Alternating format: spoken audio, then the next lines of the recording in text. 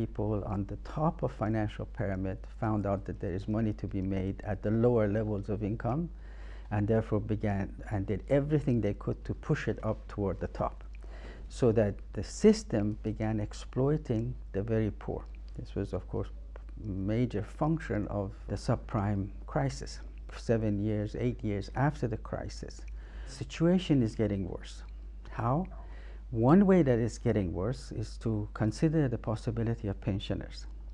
The pensioners worked all their lives, set aside money for the old age. But they did it so that they could get a stream of income during their retirement. That income depended on the rate of interest.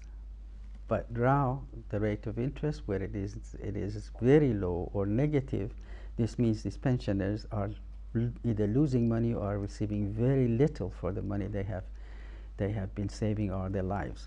So this is an injustice which the system is creating.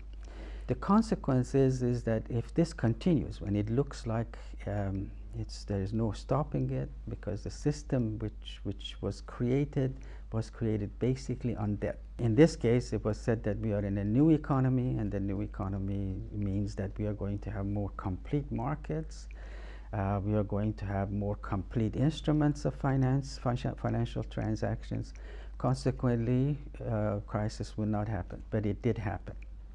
What happened basically was debt crisis. They have said virtually every financial crisis throughout history, whether you call it a banking crisis or an exchange crisis. Many people now predict that we are heading for another disaster because the debt buildup is continuing.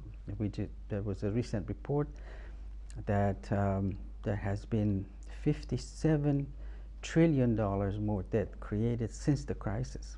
And when the rate of interest is higher than the rate of growth of the economies, it's going to be very difficult for the economies to generate any additional surpluses that can make the economy expand, income and employment to grow, and put people to work. If the rate of interest is higher than the rate of growth of the economy, which is the case across the world, then what happens is that inequality of income and wealth increases, meaning that poverty will increase along with it. When you look at it, it shows precisely that there have been these long-term trends toward increasing inequality and with it poverty. A good example where risk sharing could have been extremely useful would have been the case of Greece. Let's for a moment think that 5 years ago, when stress began to appear in Greece's economy, that the same people, the same organizations could have given this opportunity to allow its economy to grow without deep austerity.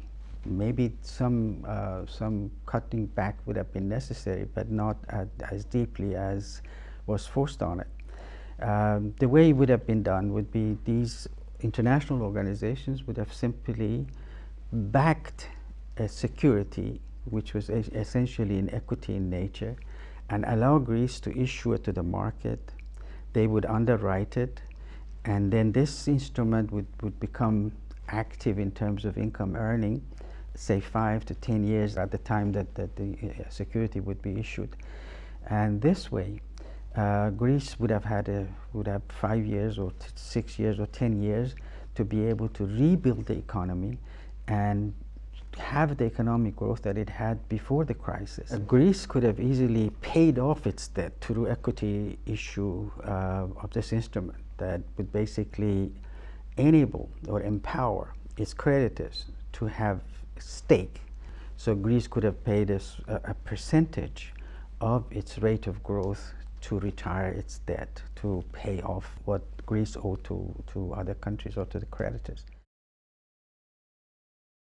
The way to go would be to promote risk sharing, to promote the ability of people to share the risk of their economic activity and risk of their lives. People should consider internalizing the golden rule. It's a very simple rule, but it is a comprehensive rule that ensures ethical behavior.